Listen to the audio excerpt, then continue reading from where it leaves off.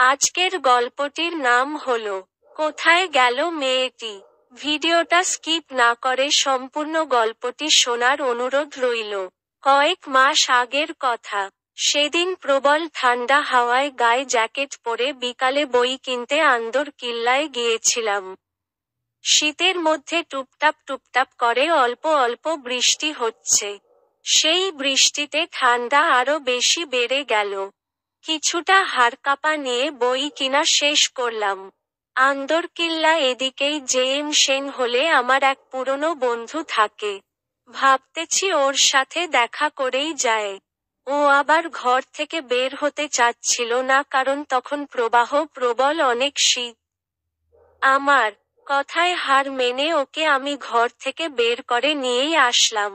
ঠান্ডা ভাব দূর করার জন্য চা খেয়ে কিছুক্ষণ চায়ের দোকানে আড্ডা দিলাম। নানান রকম কথা বলতেছি মনটাকে ভালো করার জন্য। তবে চায়ের দোকানে আড্ডা ভালো না জমাই। চলে গেলাম ডিসি হিলে। বেশ নিরিবিলি জায়গা। দেখতেছি কয়েকটা জুটি বেশ আড্ডাই দিচ্ছে। কেউ কেউ মোবাইল নিয়ে কথা বলছে। দেখে যা মনে হলো তা স্বাভাবিক কথা না। প্রেম করছে মুঠোফোনে। এসব দেখে মনটা বেশ অন্যরকম ফুরফুরাই হয়ে গেল। কি আজব পরিবেশ। শীত পড়তেছে, তার প্রতি কোন খেয়ালই নেই। পাশে দেখি ফ্লাক্স নিয়ে চাওয়ালা চা চা করছে। কিছু দূর দেখি বাদামওয়ালা চেরাকের আগুন দিয়ে বুট বাদাম বিক্রি করছে। ওকে বললাম, চল বুট বাদাম খাই। ও আবার অনীহা প্রকাশ করল। জোর করে বললাম চল খাই। বুট বাদাম কিনে সাথে আরো বেশি আড্ডা জমালাম। আড্ডা দিচ্ছি ঠিকই, কিন্তু চোখ আমার সবখানে। কে কি করতেছে না করতেছে লক্ষ্য করতেছি। দেখি একটা দম্পতি তার মেয়েকে নিয়ে ডিসি হিলে মঞ্চে থাকা জায়গায় বসে তারা কথা বলছে। আবার একটা ছেলে একটা মেয়ের হাত ধরে হাঁটাহাঁটি করছে। হঠাৎ দেখি একটা মেয়ে গেট দিয়ে ঢুকে একলা একলা কিছুক্ষণ ঘোরাঘুরি করতেছে। ওর সাথে পাশে কেউ নেই। আমাদের পাশে থাকা বসার জায়গায় কিছু দূরে বসে আছে। মেয়েটার সাথে দেখি আসলেই কেউ নেই। কিন্তু রাত তো হয়েই এল। শীত পড়তেছে। একলা একলা বসে থাকা মানেটা কি? গায়ে কোন শীতের কাপড়ও নেই। সালোয়ার কামিজ পরা মেয়েটি। চেহারাটা পরিষ্কার বোঝা যাচ্ছে না। আবছা আবছা আলোতে কিছুটা দেখছি। আচ্ছা যাক, নিজের কাজে মন দিলাম। আমার বন্ধু আমার সাথে বকবক করে কথা বলেই যাচ্ছে, আমি কোনোর কথা শুনছি না, শুধু দেখছি এদিক ওদিক। কেউ কেউ দেখছি মুক্ত উদাস মনে সিগারেট টানছে, আবার কেউ কেউ দেখছি চলেই যাচ্ছে নিজ নিজ গন্তব্যস্থলে। প্রায় খালি হয়েই এল জায়গাটা। কিন্তু মেয়েটি বসেই আছে। জায়গাটা আর নিরাপদ না ভেবে বের হইলাম। কারণ রাত তখন 9:30। আমার বন্ধুর সাথে রাস্তায় গল্প করে করে এসে ওকে বিদায় দিই। আবার আন্দরকিল্লায় আসলাম। আমার বাসা কাপ্তাই। রাস্তার মাথা পড়ে কাজীর হাট ভিতরের গলিতে। 1 নং কালুরঘাট বাস ধরতে হবে। কিন্তু এত দূরে বাস পাওয়া মুশকিল। আন্দরকিল্লা জায়গাও দেখি থমথমে। মনে একটা সংশয় হলো, অন্য দিন তো এভাবে থাকে না, কিন্তু আজ কেন? এসব কথা চিন্তা করতে করতে চিন্তা বাদ দিয়েই বাস আসার প্রতি মনোযোগ দিলাম। কোনোটা বাস যাচ্ছেছ না। যাও যাচ্ছেছ বহদ্দারহাট পর্যন্ত। ভেনেদ্র ভেঙে যাওয়া অনেক কষ্টকর। তাই আরো কিছুক্ষণ অপেক্ষা করতে থাকলাম। কিছুক্ষণ দেখি একটা নতুন বাস কালুরঘাট বলে চিৎকার করছে। আবারও মনে সংশয় হলো, এত বড় বাস এতরাতে এত সহজে যায় না। বাসটা বেশ নতুন। বাসে উঠে পিছনে সিটে গিয়েই বসতেই দেখি ওই সেই মেয়েটি যাকে আমি একলা একলা ঘোরাঘুরি করতে দেখেছি ডিসি হিলে। কিন্তু ওই মেয়েটি এই বাসে আসল কিভাবে? এই বাস তো নিউ মার্কেট থেকে আসছে। তাহলে? মনে আমার অনেক প্রশ্ন ঘুরপাক খাচ্ছিল। প্রশ্নরা আমার কাছে আসছে আর যাচ্ছেছ।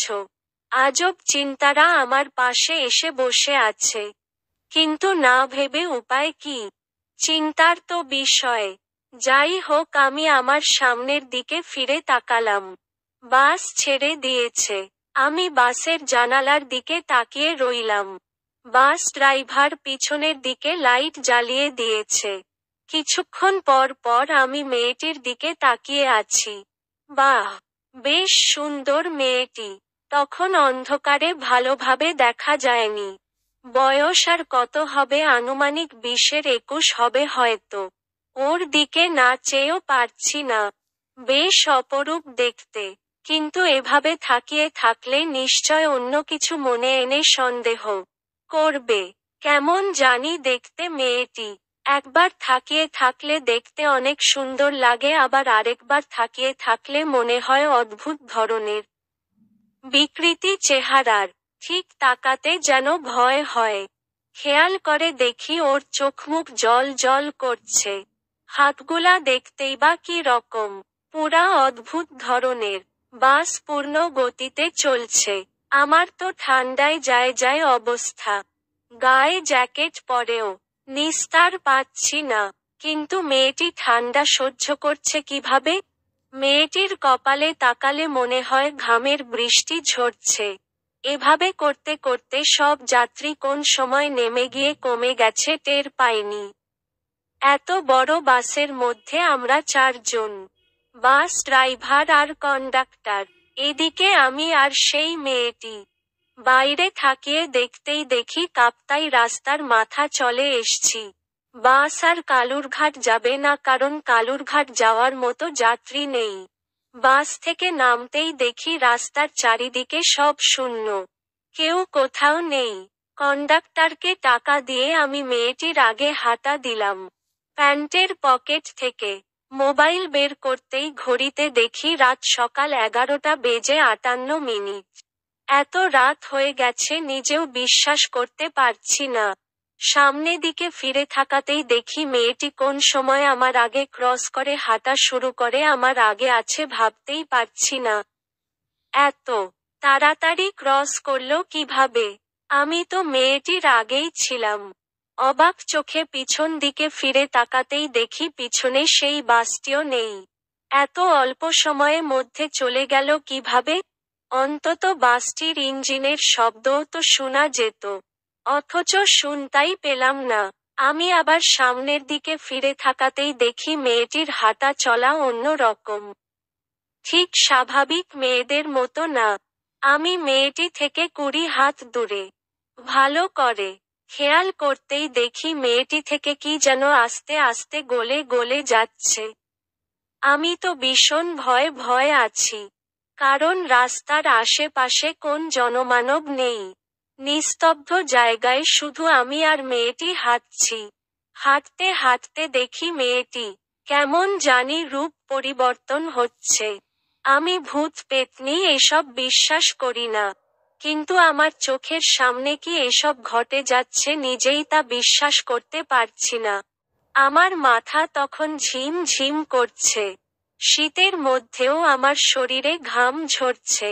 নিজেকে নিয়ন্ত্রণ করতে পারছি না, কারণ আমার আর এক হাতে বইয়ের বোঝা। হঠাৎ চোখের পলকে দেখি মেয়েটি নেই। উধাও হয়ে গেল মেয়েটি। আমি আর হাঁটতে না পেরে চোখ মুখে অন্ধকার দেখছি। রাস্তায় পড়ে যাওয়ার মতো অবস্থা। আলোকিত রাস্তার স্ট্রিট লাইটও আমাকে আলোকিত করতে পারছে না। সব কিছু যেন স্থির হয়ে আসছে।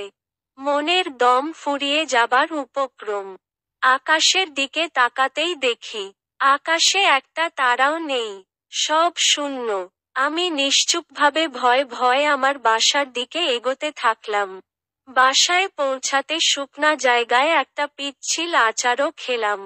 তবে ভাগ্য ভালো পড়ে যায়নি। বাসায় গিয়ে অন্য কিছু না ভেবে সোজা ঠান্ডা পানি খেতে লাগলাম। ভাবতে লাগলাম আজকে কি হলো, যা আমার জীবনে ঘটেনি। কিন্তু মনে আমার এখনো প্রশ্ন, মেয়েটি গেল কোথায়? ভিডিওটা ভালো লাগলে ইউটিউব চ্যানেলটা সাবস্ক্রাইব করে দেবে। আর ফেসবুক পেজটাকে ফলো করে দেবে। তা বন্ধুরা, আবার দেখা হবে অন্য দেশে অন্য কোনো ভিডিও নিয়ে।